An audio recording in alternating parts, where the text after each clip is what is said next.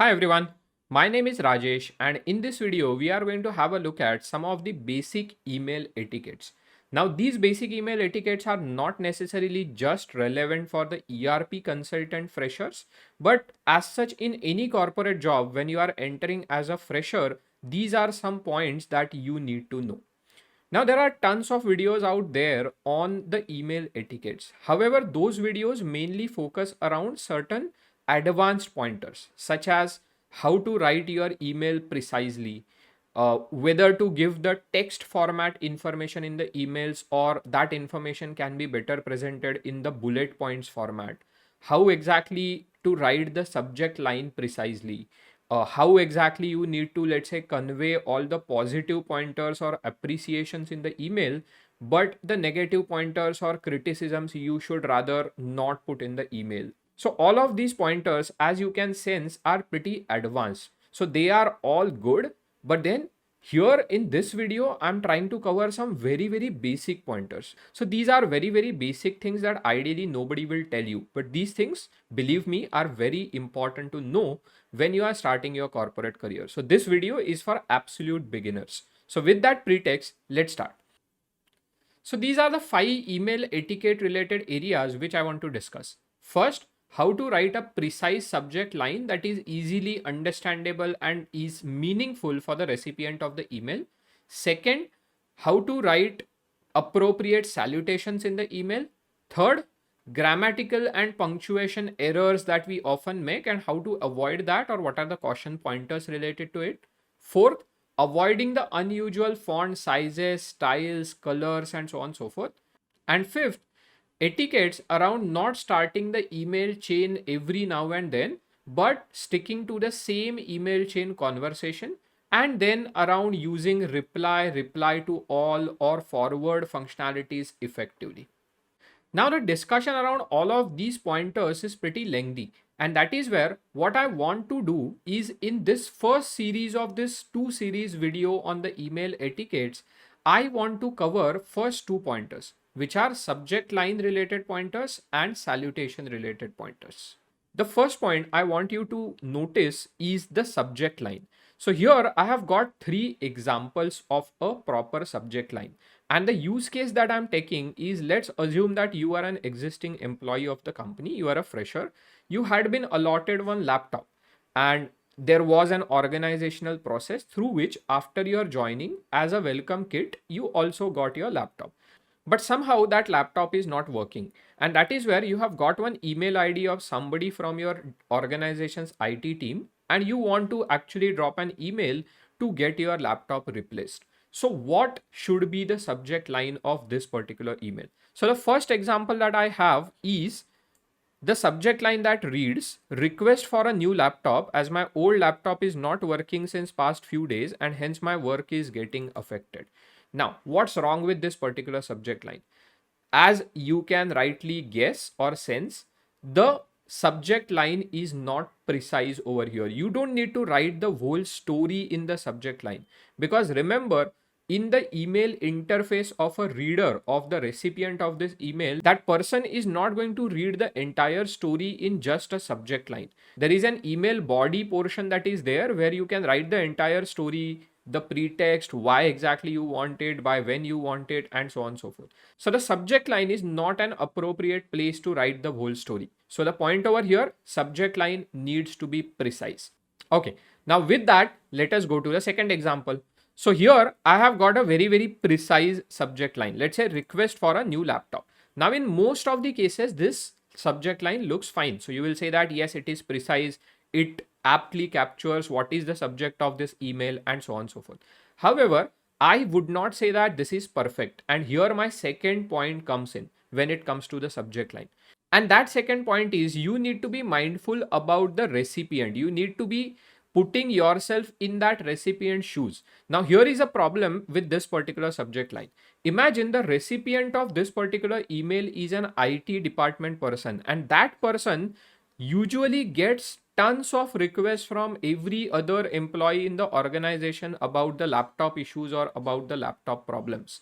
And that is where, if this is a generic subject line that you are mentioning, that person might not be able to, let's say, sort the emails effectively or see the emails effectively, find the emails effectively, just based on the subject line, because it is most likely that most of the emails that person will be getting will be of the same subject lines. And now you can imagine that if you have got, let's say, 50 emails in your mailbox with the same subject but coming from different people, mentioning different issues, then how effectively you will be able to sort it. So the point over here is think from the recipient's perspective, and that is where I would say that in this particular use case, the most appropriate subject line would be something like this: that request for a new laptop, and then write your name, Rajesh Apte.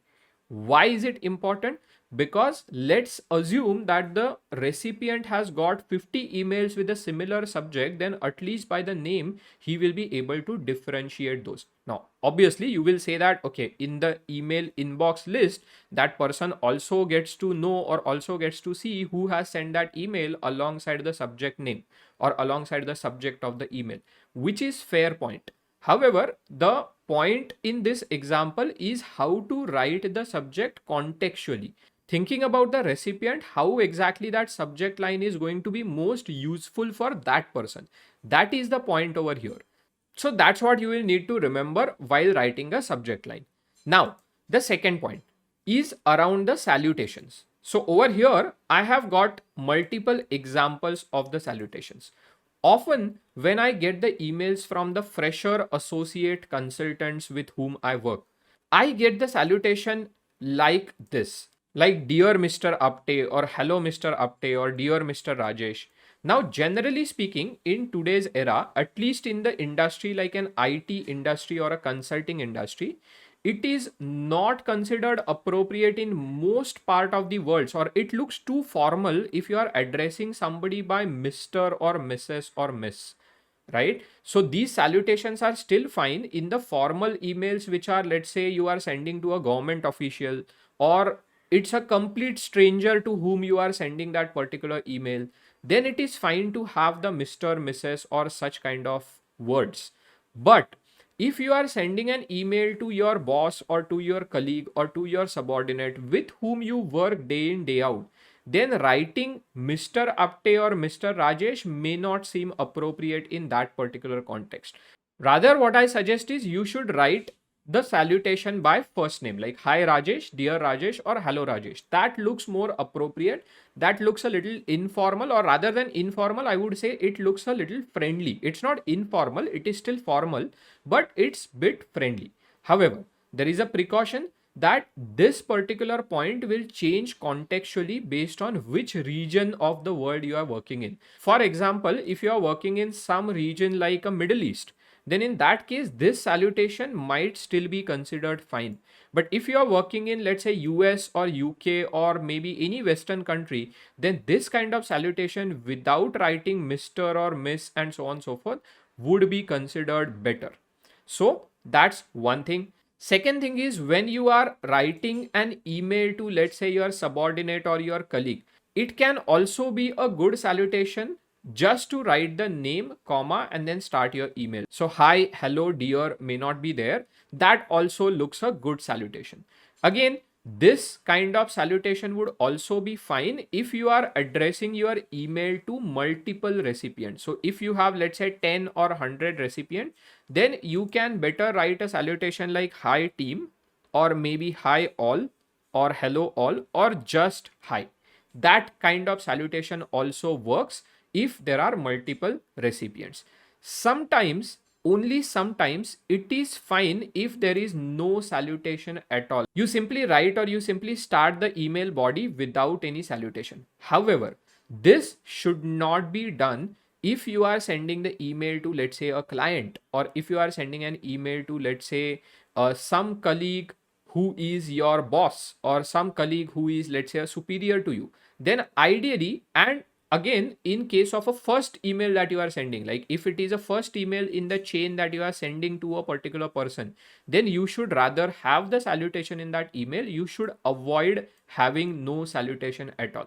But sometimes what happens is, suppose it's an internal email chain and then there are multiple responses that are happening, like there is conversation that is happening over the email, which ideally many say that should be avoided. But if it is happening, then in that case, in certain later emails in that email chain, like you are writing the email to the same person and within a short duration on a same email chain, then in those further emails you can very well avoid the salutation and directly write the email body. That is also fine. So these are some of the pointers that you need to be aware about the salutation. So far we have covered these 2 pointers as far as the email etiquettes are concerned. The first one related to the subject lines and the second one related to the salutation. If you have any other additional pointers related to these 2 topics, or maybe for any other topics, please feel free to drop those in comments, like this video and share it with all your network, with all such people, with all your friends and colleagues who you feel may be interested in these pointers. Thank you everyone for watching this video.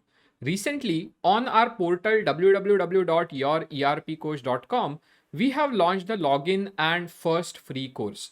So, if you are interested and if you want to build your career as a finance functional consultant in Oracle Cloud ERP, the course with which we are beginning our journey at yourerpcoach.com, then please visit our site yourerpcoach.com, log in, register yourself, and watch our first free course on basics of ERP. Once you complete this particular course and once you have completed your profile on our portal, we will be contacting you for the further process, shortlisting, personal interview, aptitude test, and so on, in order to admit you in our flagship course, which is Oracle Cloud Financials Complete Course. So if you want to build a rewarding career for yourself as an ERP consultant, go visit www.yourerpcoach.com right now.